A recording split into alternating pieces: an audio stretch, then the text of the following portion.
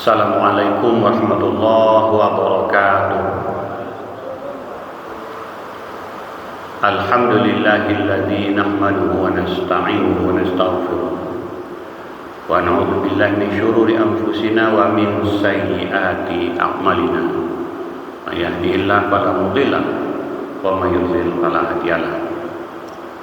Qala Allah Ta'ala fi kitabil karim, a'udzu billahi minasyaitonir rajim. Wala tattabi'il hawa wa yudilluka an sabilillah. Janganlah engkau memperturutkan hawa nafsu, karena kalau engkau memperturutkan hawa nafsu itu, engkau akan disesatkan dari jalan Allah.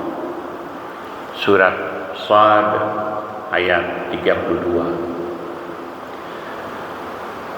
Bapak dan ibu sekalian, para jamaah yang dimuliakan Allah,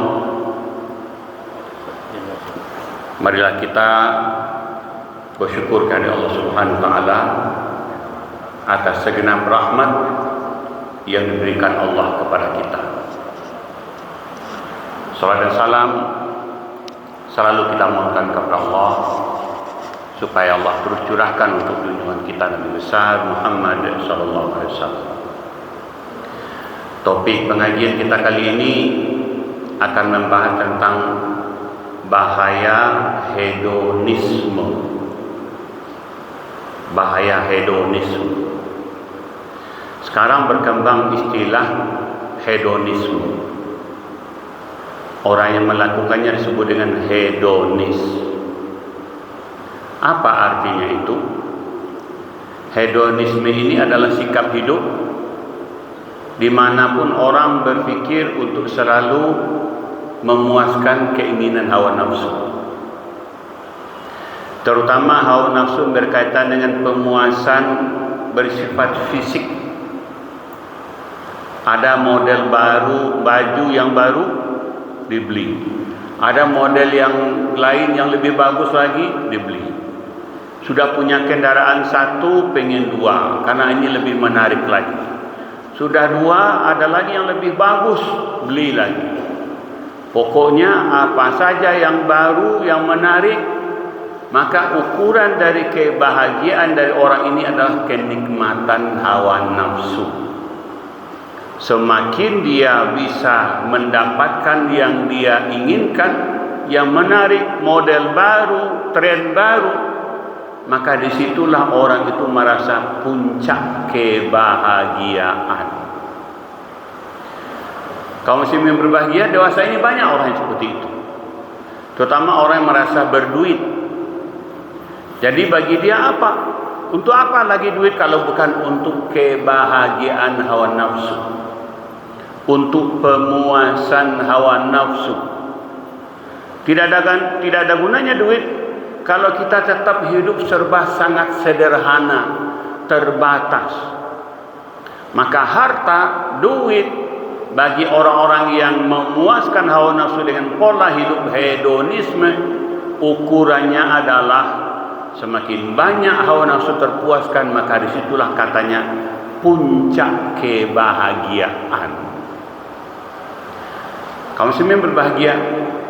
Kita tahu sayangnya memang banyak di antara mereka-mereka yang hedonis itu orang-orang yang beragama Islam juga. Cobalah lihat polanya. Tiap bulan mau beli ini, terima gaji mau beli ini, apa saja mau yang baru. Keluar model baru, pantang kalau tidak membeli. Rugi rasanya. MC, hilang harga diri kalau kita tidak mendapatkan hal yang jauh lebih baik dari orang lain. Maka ukurannya bagi orang-orang ini adalah kita harus selalu yang nomor satu. Kita harus selalu yang menjadi yang terbaik. Kaum muslimin berbahagia, ini ternyata menjadi fenomena sosial yang sesungguhnya menjadi problem serius dewasa ini. Nah, saya ingin menyampaikan, dan kita khusus sekarang berbicara tentang apa sesungguhnya bahaya dari hedonisme itu. Apa bahayanya? Yang pertama, kaum muslimin berbahagia, Orang-orang yang hedonis, sekali lagi orang-orang yang memperturutkan kehendak hawa nafsu, dia akan semakin lama semakin gandrung untuk hal-hal yang bersifat nisbi. Apa itu nisbi? Katanya dia merasa berbahagia, merasa senang, dapat yang paling baru. Bahagia sesaat itu nisbi. Bahagia sesaat. Kenapa? Begitu nanti dia beli lagi yang baru, yang lama sudah hilang, gak ada arti. Maka kebahagiaan nisbi itu adalah intinya kebahagiaan sesaat, sangat sesaat. Dan orang ini biasanya pantang kalah. Nampak je orang nak rancak rancak 5 je balik, amboi tak bisa kalah. Selalu hidup ini akan berlomba. Selalu hidupnya akan berlomba. Maka dampak pertama, orang ini akan selalu berada pada kebahagiaan yang nisbi. Artinya apa? Kebahagiaan yang sangat sesaat, kebahagiaan hanya di permukaan, tapi di hatinya dia tidak pernah puas. Itu sesungguhnya. Dia merasa tidak pernah puas. Kepuasannya kalaupun ada, sesaat benar. Malaki keluar yang baru, ia sementara ikut dulu. Tapi keluar lagi yang baru, atau ada orang beli yang jauh lebih baik, maka dia cari di mana ini barang yang bisa didapat. Dampak pertama, orang ini akan gila. Gila apa? Kebahagiaan sesaat. Itu yang disebut dengan kebahagiaan nisbi. Yang kedua apa? Semakin lama tidak ada pertimbangan akal sehat pada orang ini. Orang ini akan mengalahkan pertimbangan akal sehat. Akal sehat kan selalu mengatakan ini yang sudah lama kan masih banyak. Kapan mau dipakai? Orang ini tidak akan pernah menggunakan pertimbangan akal sehat. Tidak. Pokoknya pantang kalah dari orang. Pokoknya masih ada yang baru dikejar, dibeli. Maka orang-orang ini akan semakin lama semakin menomorduakan pertimbangan akal sehat. Gitu. Jadi ada duit beli, ada duit beli, ada duit beli. Kenapa? Kadang-kadang barangkali orang ini sesungguhnya ada kebutuhannya yang lebih penting, tapi demi ini dia akan tetap mengutamakan pemuasan hawa nafsu. Maka orang yang hedonis biasanya akan selalu mengalahkan, menomorduakan pertimbangan akal sehat. Yang ketiga apa? Dan ini lebih berbahaya. Orang ini akan makin jauh dari hidayah Allah. Kenapa?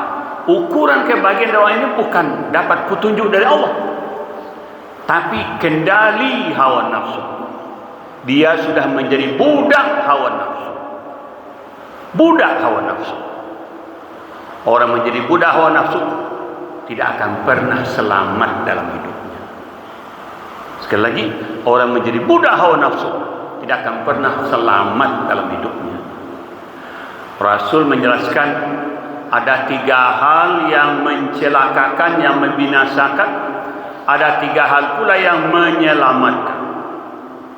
Salah satu di antara 3 hal yang mencelakakan itu adalah manakala hawa nafsu diperturutkan, atau manakala hawa nafsu yang mengendalikan setiap langkah tindak tanduk kita, maka itu ujung-ujungnya pasti celaka.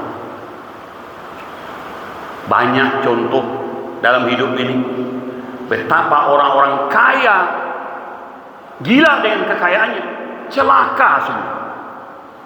Qarun di masa Nabi Musa gila dengan kekayaannya, dibenamkan Allah ke dalam kerak-kerak bumi. Sa'labah di masa Nabi kita Muhammad SAW yang semula miskin, lalu memohon kepada Rasul untuk didoakan menjadi orang kaya. Dia desak-desak Rasul, doakan juga ambo ya Allah Rasulullah, supaya ambo bisa membantu dan bersedekah, berinfak. Tapi apa yang terjadi? Begitu didoakan dan dalam tempoh singkat dia menjadi kaya raya dengan domba-dombanya yang luas sekali di padang pasir. Dia lupa daratan. Diminta sedekah, infak, dia mengaku dengan sombong. Saya yang bersusah lama si awak meminta, katanya gitu. Akhirnya apa? Celaka. Semua orang yang memperturutkan hawa nafsu di dunia ini celaka. Karena itu kami semua berbahagia. Disinilah sesungguhnya pentingnya agama bagi kita. Agama tidak menentang sama sekali kehendak hawa nafsu. Tapi semestinya agama yang intinya adalah hidayah Allah. Agama inilah yang justru mengendalikan hawa nafsu kita. Maka inilah Islam. Dan hawa nafsu yang dikendalikan oleh agama inilah yang insya Allah menyelamatkan kita di dunia dan di akhirat kelak. Mudah-mudahan ini menjadi perhatian kepada kita semua, terutama ini anak-anak muda kita yang biasa sekarang suka beli ini beli itu segala macam. Mari kita ingatkan, kita tidak boleh juga larang, tapi berikan pertimbangan dengan akal sehat. Pakai yang lama dulu, puas-puaskan memakai yang masih bagus. Nanti kalau sudah tidak lagi layak dipakai baru, beli yang baru. Beri pertimbangan akal sehat.